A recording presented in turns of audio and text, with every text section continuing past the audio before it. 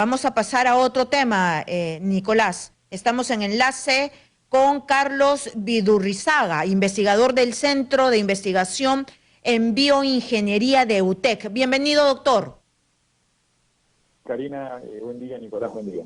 Doctor, le quería hacer una consulta. Nosotros hace un ratito hemos entrevistado a la vocera de la Defensoría del Pueblo y ella dice que solamente hay aquí en Lima, para los 9 millones de habitantes, 17 camas UCI, nada más, con ventilación artificial. Dígame, ¿qué se puede hacer desde la ciencia para contener esto? Porque más camas UCI ya no hay ni profesionales para que las manejen. Desde la ciencia, ¿qué se puede hacer para contener esta pandemia que nos golpea tanto?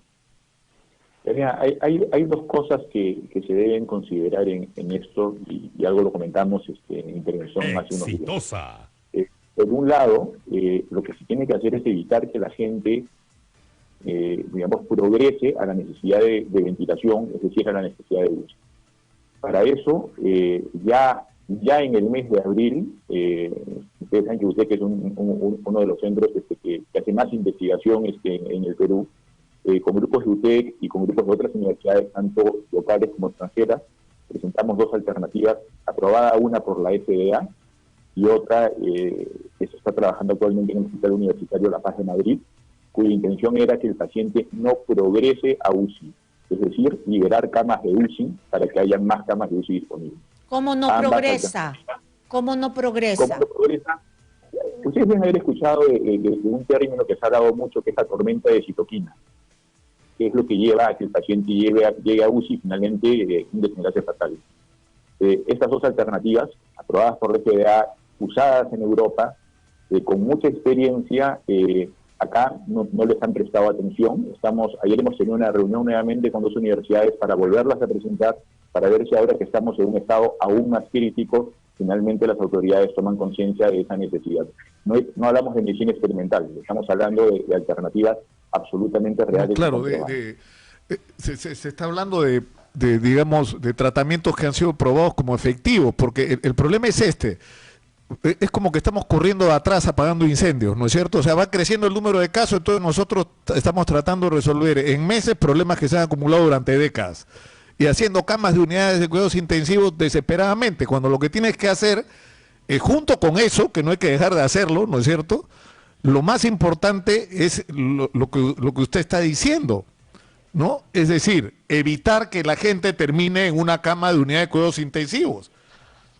Y eso significa detectar tempranamente y darle la atención, y una vez que haya sido detectado, darle el tratamiento adecuado, ¿no es cierto? Exacto. Y es un tratamiento que no está en este momento contemplado en ninguna de las guías del Ministerio. Son tratamientos, como te comento, autorizados por la FDA y que se están manejando en Europa.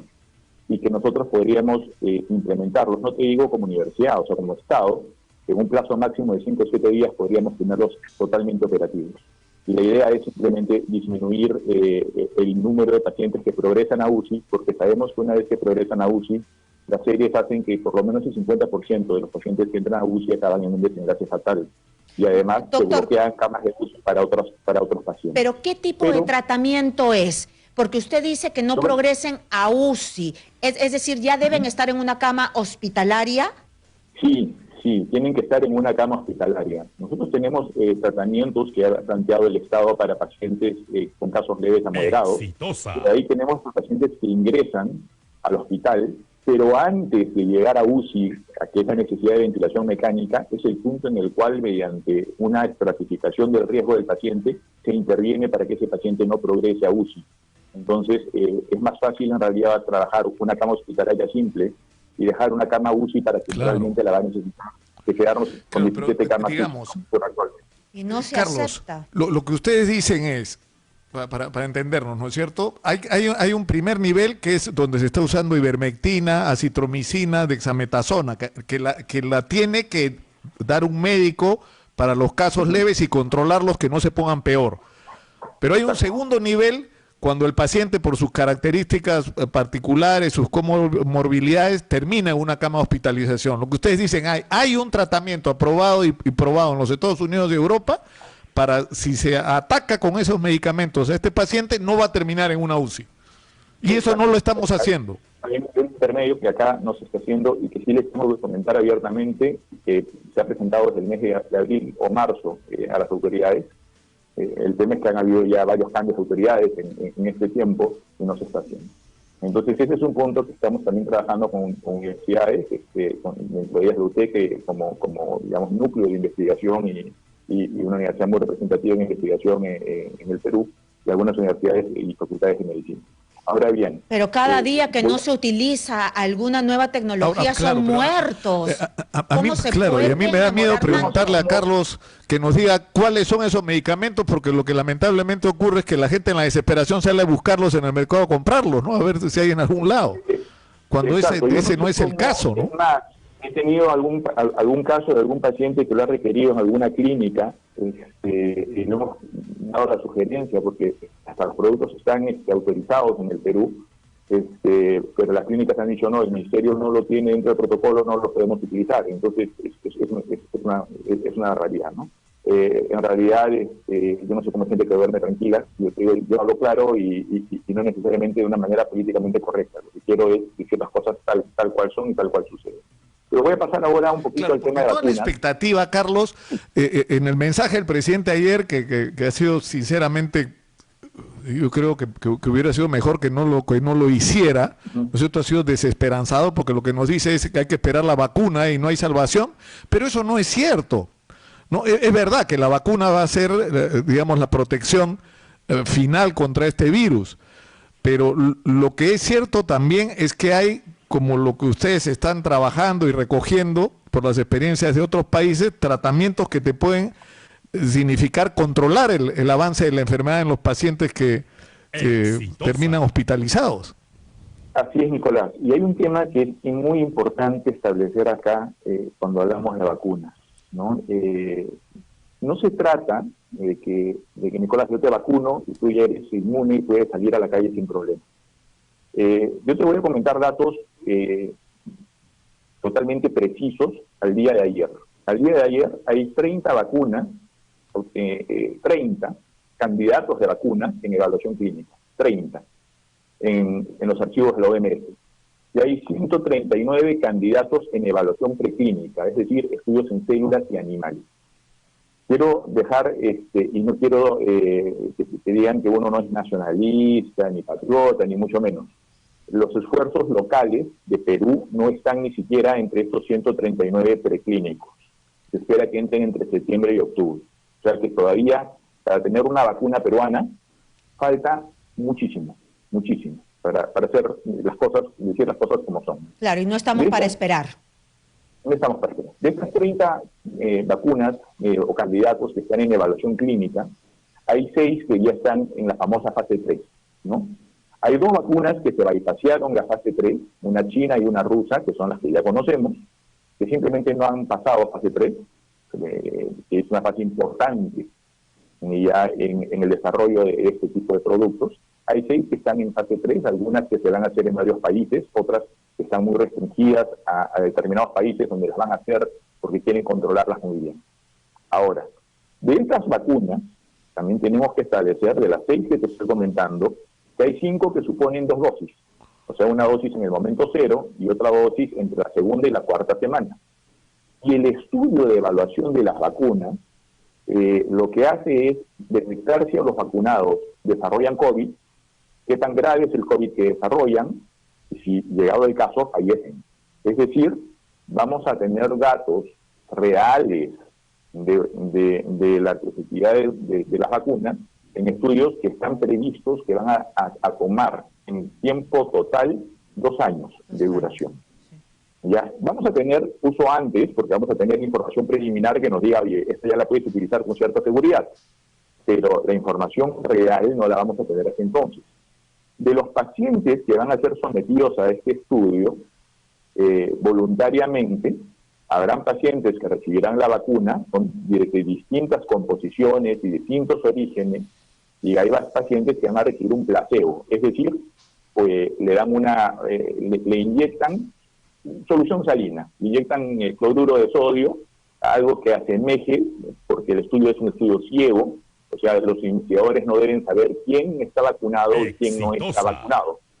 Entonces, vamos a suponer que acá cogemos a 4.000 personas, y esas 4.000 personas, 2.000 recibirán vacuna, 2.000 no la recibirán, y iremos viendo si es que en algún momento del camino, si es que ellos se contagian. Ese ver en el camino puede ser a los 30, 60, 90, 120 días, en cualquier momento, dentro de los 2 años siguientes. Entonces, ese es el mundo real de cómo se va a testear las vacunas. Pero desde el punto de vista de la ciencia y desde el punto de vista del punto que estamos en este instante, en este segundo que es dramático, usted nos ha comentado que se puede hacer este cóctel de medicamentos para no pasar a una UCI. El primer nivel de atención es fundamental, pero no se llega a gestionar. ¿Qué más se puede hacer? ¿Qué más la ciencia tiene ahí para ayudar, proponer y evitar muertes? Mira, Karina, para ser un poco más preciso, se trata de 2 tratamientos. Uno se basa en un dispositivo que absorbe las citoquinas y las retira de la sangre, que es lo que genera el problema al paciente, aprobado por la FDA para COVID. Y el otro es un tratamiento que se basa, es parecido al famoso plasma, pero se basa en el uso de células. No hablamos de células madre ni nada de eso. Células de pacientes que ya han pasado por COVID, que se le aplican a los pacientes que ahora tienen COVID, digamos que ya son células que vienen entrenadas. ¿No? Ya son células que conocen al COVID y apenas lo ven van a ir a atacar a cualquier célula infectada. Esos 2 tratamientos, el primero en Estados Unidos y el segundo en Europa, vienen ya siendo manejados. Nos han ofrecido ellos la colaboración absoluta para poder empezar a trabajarlos en el Perú. O sea que, Carlos, todo esto está de quién depende. Simple y llanamente que el Ministerio de Salud diga adelante con este protocolo para que se empiece a hacer. Es decir, si estamos, o sea, el reporte de la Defensoría del Pueblo es de miedo, ¿ah? Hay 5 regiones donde no hay ninguna cama de unidad de cuidados intensivos. Salud en Lima no tiene ninguna cama de unidad de cuidados intensivos. Para 10 millones de habitantes en este momento hay solo 17 camas disponibles. Eso era ayer, ¿ah? Porque hoy día esas 17 se pueden haber convertido en 10 o menos. Y además no están donde las necesitas, porque tú tienes pacientes concentrados en los hospitales de salud donde no hay, ¿no? Nicolás, coincido plenamente. Es una decisión que ni siquiera es una decisión muy técnica, ¿no? Porque, o sea, acá no se va a inventar la pólvora, ¿ya?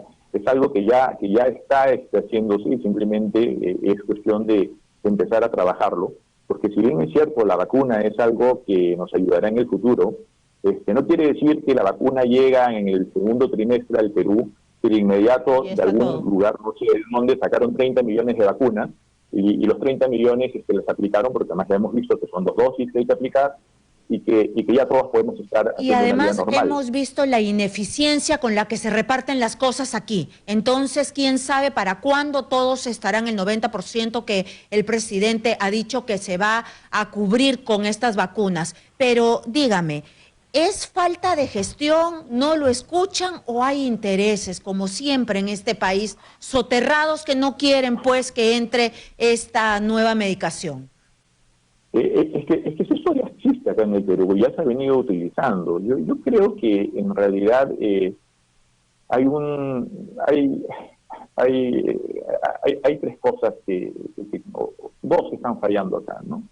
Uno es, tengo excelentísimos maestros míos en el comité de expertos, ¿ya? Excelentísimos maestros míos de la facultad, a quienes respeto muchísimo, pero estamos hablando de algunas tecnologías que son sumamente modernas, ¿ya? Y que en la facultad les puedo decir que a mí mismo no me las enseñaron, porque eran son mucho más modernas que los años que tengo yo como médico.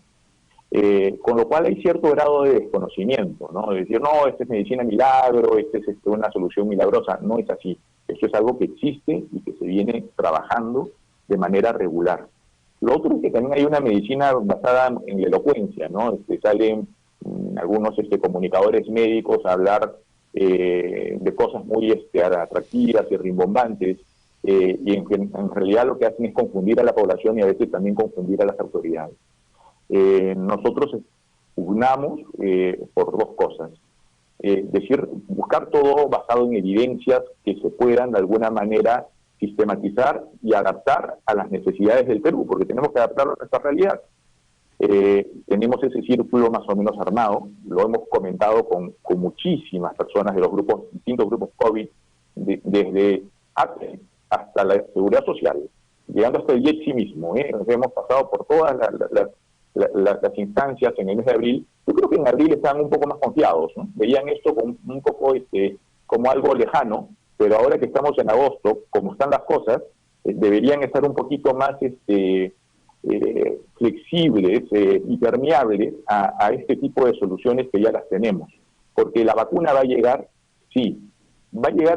Llegaremos a vacunar a todos los peruanos, sí, en el 2022, no antes. Antes del 2022 no va a haber una vacunación universal completa en el Perú.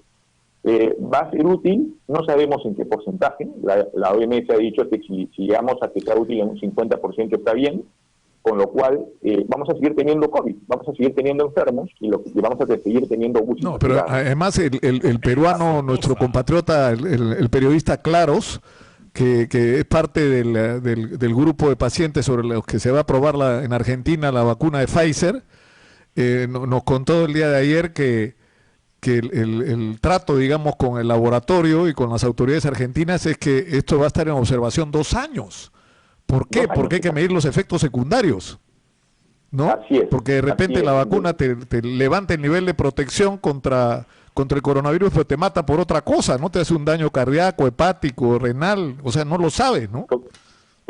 Por eso el trato que han suscrito es por 2 años. Y las autoridades, eso queda en observación 2 años, y las autoridades pueden decidir en algún momento dado, las autoridades pueden decidir si es que digamos, varían un poco ¿Lo extienden o no? No, la rapidez con la cual van a utilizar la vacuna, ¿no? O sea, es que no me espero los 2 años, lo voy a hacer en el mes 4 porque los resultados vienen siendo buenos, eso se puede hacer. Pero no es tan sencillo de que la vacuna sale en enero, está en marzo, la usamos en abril y en mayo. Está claro, Carlos, y le agradecemos mucho al doctor Carlos Urrizaga. Él es investigador del Centro de Investigación de Bioingeniería de la UTEC. Muchas gracias por atendernos. Muchas gracias. Bien importante lo que ha dicho, ¿eh? Es decir, si no tenemos camas para unidad de cuidados intensivos, está claro lo que hay que hacer, evitar que la gente termine en una cama de unidad de cuidados intensivos, y todo lo que haya para evitar eso, vale. Se debe utilizar. Vamos a la pausa, Karina, regresamos con más. Esto es Hablemos Claro, estamos en Exitosa Perú. Volvemos. No se vayan.